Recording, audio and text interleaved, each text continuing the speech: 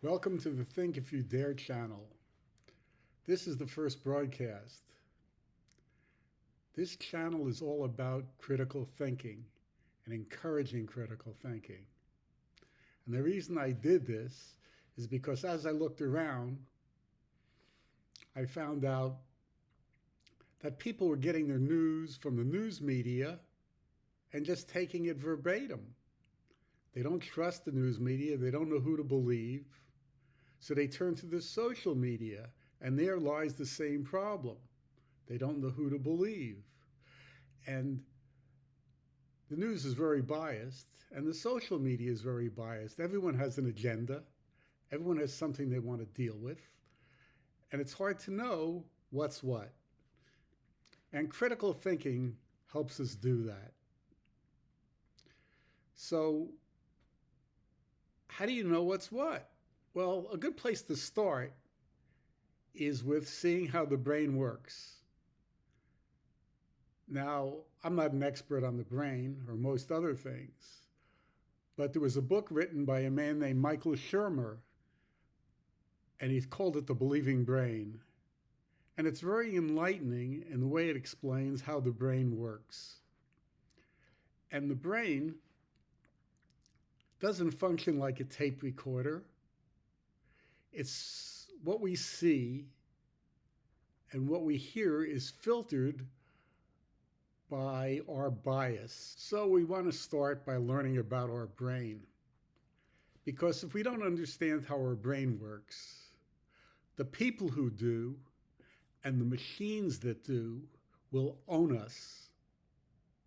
And when they own you, you won't even know it. And that's really scary.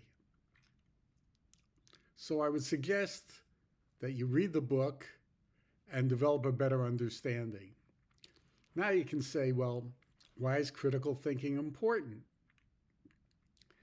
Because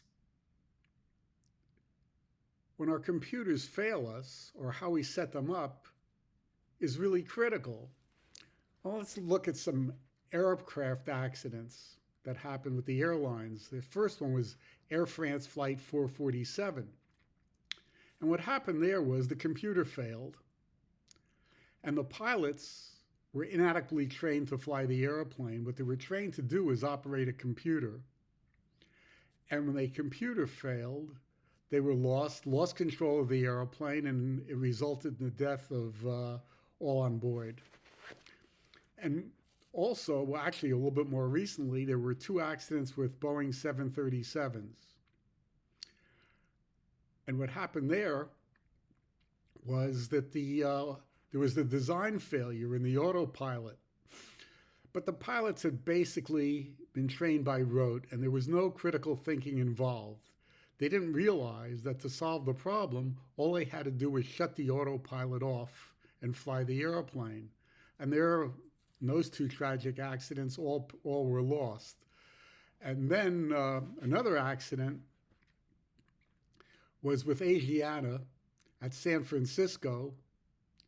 And I think the flight was 214. And what happened there was the Autoland system failed. And the pilots could not land the airplane, and they hit the seawall. Thank God there weren't a lot of people killed, but a few were.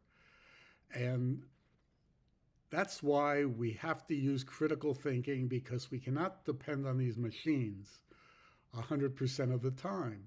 Now, the good news is that the autopilots and the automation seldom fails and does, in the end, prevent more accidents than are lost by its failures. Now, there are a lot of subjects we can discuss critical thinking about, and we can look at these subjects and see if we're applying critical thinking, or we're just sort of taking the answers because they fall in with our beliefs and it makes us feel good. So I'm not going to make these videos very long because your time is precious. And I just don't want to go on and pontificate about all sorts of things. So I'll end this one here, and there's a whole bunch of subjects I will discuss. And I look forward to hearing your comments, especially. And hopefully you'll follow along and We'll both learn something. Thank you.